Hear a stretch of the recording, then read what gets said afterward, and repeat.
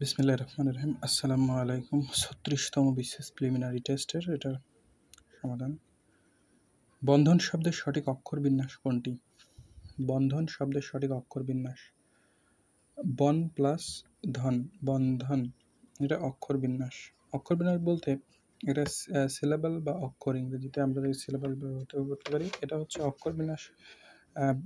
একটা শব্দের উচ্চারণগত, যেমন বন্ধন শব্দে বন প্লাস ধন, বন্ধন। বাংলাদেশ শব্দে বাং প্লাস লা, বাং এরপর একটু থামা হচ্ছে লা, দেশ। তিনটা অক্ষর এখানে অবস্থান করছে, এরকম এগুলোকে বলা হয় অক্ষর এবং অক্ষর বিন্যাস। বাংলা বর্ণমালায় অর্ধমাত্রা বর্ণ কয়টি? বাংলা বর্ণমালায় অর্ধমাত্রা বর্ণ ৮টি।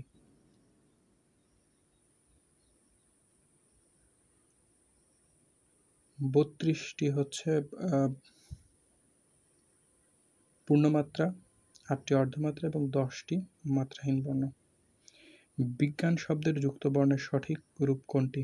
বিজ্ঞান, বিজ্ঞান শব্দের বর্গের জ প্লাস ইউ, এটা হচ্ছে বিজ্ঞান শব্দের সঠিক রূপ। নিচে কোন শব্দটি প্রত্যয়যোগে গঠিত হয়নি? শুভ প্লাস ইচ্ছা, শুভেচ্ছা, শুভ প্লাস ইচ্ছা, এটা হচ্ছে সন্ধিযোগে গঠিত হয়েছে।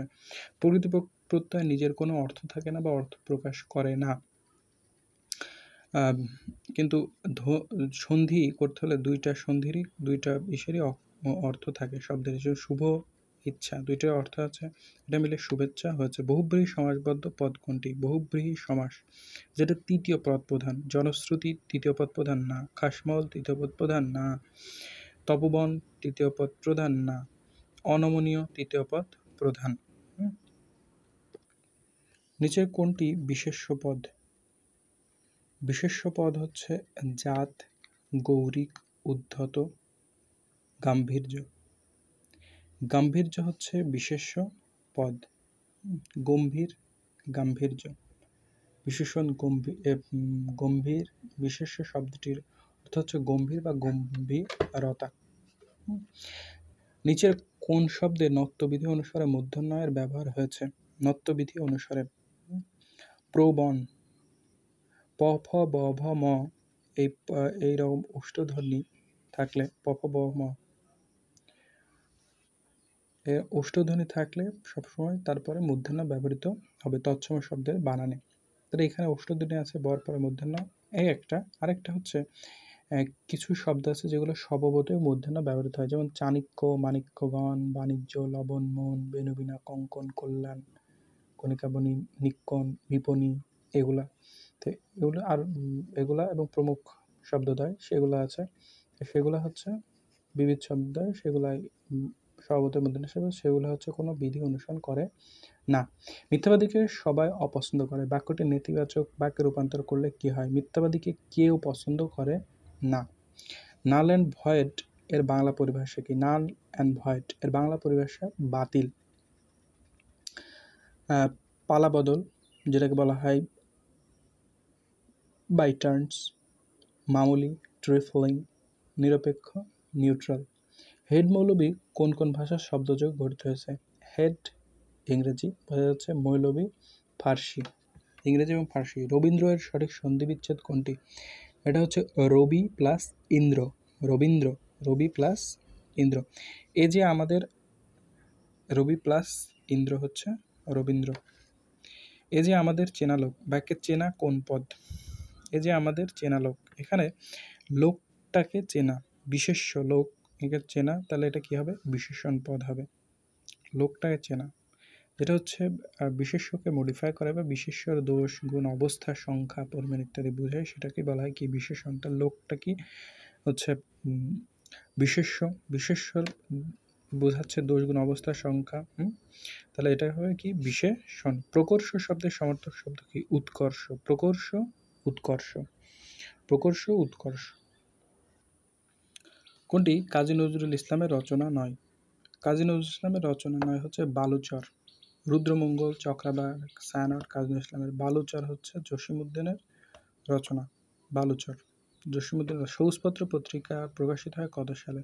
সহজপাত্র পত্রিকা প্রমথ চৌধুরী, এটি মূলত একটি চলিত ভাষারীতির সাহিত্য পত্রিকা যেটা প্রকাশ্য 1914 সালে। মুক্তিযুদ্ধ বিষয়ক নাটক কোনটি? মুক্তিযুদ্ধ বিষয়ক নাটক হচ্ছে পায়ের আওয়াজ পাওয়া যায়, মুক্তিযুদ্ধ বিষয়ক কাব্যনাট্য বলা হয়। রক্তাক্ত প্রান্তর, এটা মনির চৌধুরী, পানিপথের তৃতীয় যুদ্ধ অবলম্বনে নির্মিত। সুভাষণে নির্বাসন, আব্দুল্লাহ আল মামুন। আর নুরুল দিনের সারা জীবন, এটি কৃষক বিদ্রোহ নিয়ে লেখা। নুরুল দিনের সারা জীবন একটি কাব্যনাট্য, এটা মূলত কৃষক বিদ্রোহ নিয়ে লেখা।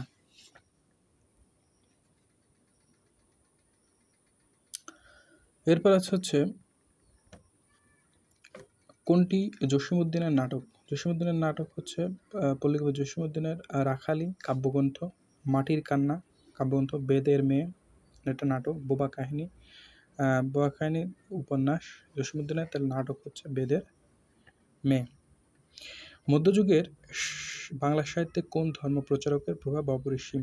মধ্যযুগে বাংলা সাহিত্যে শ্রী চৈতন্যদেবের ধর্মপ্রচারক শ্রী চৈতন্যদেবের প্রভাব অপরিসীম। শ্রী চৈতন্যদেব যে ধর্মপ্রচারক, তার জীবনী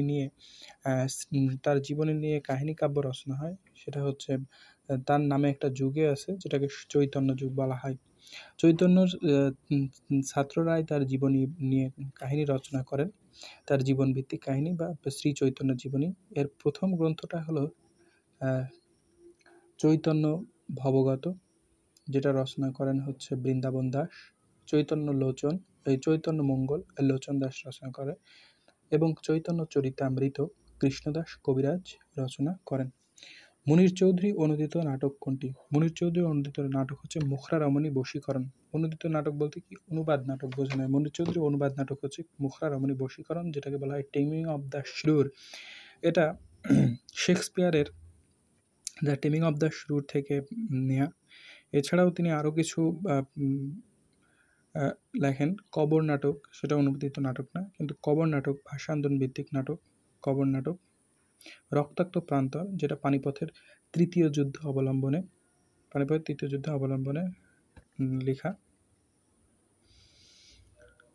আচ্ছা, কোনটি উপন্যাস নয়? দিবারাত্রির কাব্য, এটা মানিক বন্দ্যোপাধ্যায়ের উপন্যাস। দিবারাত্রি কাব্য। হাসলিবাকের উপকথা তারাশঙ্কর বন্দ্যোপাধ্যায়ের উপন্যাস। কবিতার কথা জীবনানন্দ দাশের কাব্যগ্রন্থ।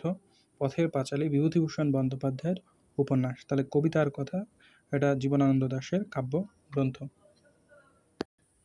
বিষাদ সিন্ধু হচ্ছে ইতিহাস আশ্রিত উপন্যাস। বিষাদ সিন্ধু রচনা করেন মীর মোশাররফ হোসেন। মীর মোশাররফ হোসেনের ইতিহাস আশ্রিত উপন্যাস এই বিষাদ সিন্ধু। মূলত এই উপন্যাস ইমাম হাসান এবং মহানবী সাল্লাল্লাহু আলাইহি ওয়াসাল্লামের দৌহিত্র ইমাম হাসান এবং ইমাম হোসেনের মৃত্যুর কাহিনী নিয়েই এই উপন্যাসটি রচিত। তার বিখ্যাত উপন্যাস এই বিষাদ সিন্ধু। মধ্যযুগের শেষ কবি ভারতচন্দ্র রায়গুণাকর কত সালে মৃত্যুবরণ করেন? মধ্যযুগের শেষ কবি ভারতচন্দ্র রায়গুণাকর মৃত্যুবরণ করেন 1760 সালে। 1760 সালে মধ্যযুগের শেষ কবি ভারতচন্দ্র রায়গুণাকরের মৃত্যুর পরেই শুরু হয় হচ্ছে দ্বিতীয় অন্ধকার বা বাংলা সাহিত্যের দ্বিতীয় অন্ধকারের যুগ, বা যেটাকে আরো বলা হয় যুগ সন্ধিক্ষণ, যেটা 1760 থেকে 1860 সাল পর্যন্ত চলে। মোট 100 বছর এই যুগ সন্ধিক্ষণ চলে। আর সেজন্যই বলা হয় ভারতচন্দ্র রায়গুণাকরকেই বলা হয় মধ্যযুগের শেষ কবি। আর এই যুগ সন্ধিক্ষণের কবি হচ্ছে ঈশ্বরচন্দ্র গুপ্ত। তোহফা কাব্যটি কে রচনা করেন? তোহফা কাব্যটি রচনা করেন আলাউল। আলাউলের তোহফা। দৌলত কাজী, কোরেশি মাগন ঠাকুর, সারবিদ খান আলাউল। আলাউলের তোহফা। অ্যান্টনি ফিরিঙ্গি কি জাতীয় সাহিত্য রচয়িতা? অ্যান্টনি ফিরিঙ্গি এটা কবিগান জাতীয় লোকগীতি রচনা করেন। কবিগান এবং পুঁথি সাহিত্য একই সময়ে চলে। কবিগান এবং পুঁথি সাহিত্য। অ্যান্টনি ফিরিঙ্গি ছিল কবিগানের রচয়িতা। তিনি কবিগানের রচয়িতা হিসেবে খ্যাতি অর্জন করেন। অ্যান্টনি ফিরিঙ্গি, ভোলা ময়রা, রাম বসু, এগুলা, নিতাই বৈরাগী, হলু ঠাকুর, গোজলা গুই ঠাকুর। রাজা প্রতাপাদিত্য চরিত্র গ্রন্থটি প্রণেতাকে? রাজা প্রতাপাদিত্য চরিত্রটি প্রণেতা রামরাম বসু। বঙ্গাক্ষরে মুদ্রিত প্রথম বাংলা লেখা যেটা রাজা প্রতাপাদিত্য চরিত্র, সেটা রচনা করেন ফোর্ট উইলিয়াম কলেজের বাংলা বিভাগের অধ্যক্ষ, বাংলা বিভাগের পণ্ডিত, যেটা তাকে বলা হয় রামরাম বসু। ইয়াং বেঙ্গল গোষ্ঠীর মুখপাত্র কোন পত্রিকা প্রকাশিত হয়? ইয়াং বেঙ্গল গোষ্ঠীর মুখপাত্র পত্রিকা হচ্ছে এনকোয়ারার, যেটাকে বাংলায় বলা হয় জ্ঞান অন্বেষণ। ইয়াং বেঙ্গল মূলত হেনরি লুই ভিভিয়ান ডিরোজিও সাহেবের হেনরি লুই ভিভিয়ান ডিরোজিওর একটি গোষ্ঠী, যেটাকে বলা হয় ইয়াং বেঙ্গল গোষ্ঠী। এই ইয়াং বেঙ্গল গোষ্ঠী হচ্ছে ইউরোপীয় ভাব চিন্তাধারাকে নিজেদের ভেতর আত্মস্থ করেছিল। এর মাইকেল মধুসূদন দত্ত ছিল ইয়াং বেঙ্গল, ভবানীচরণ বন্দ্যোপাধ্যায় ছিলেন ইয়াং বেঙ্গলের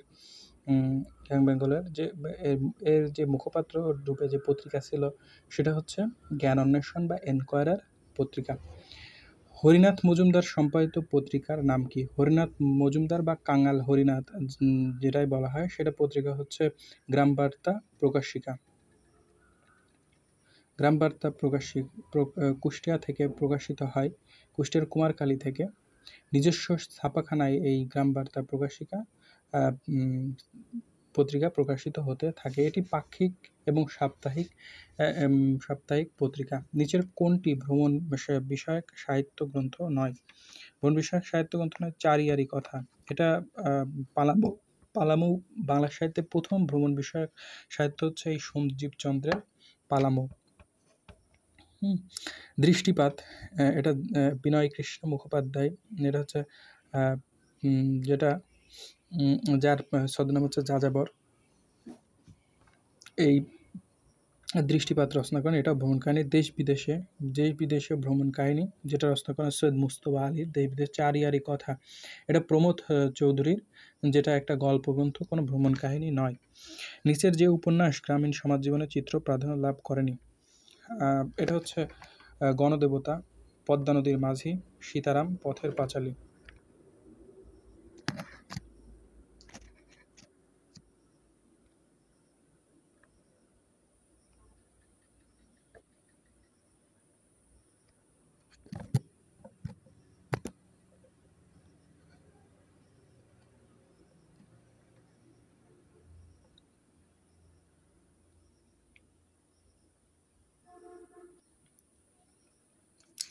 নিচের যে উপন্যাস গ্রামীণ সমাজ জীবনের চিত্র প্রাধান্য লাভ করেনি?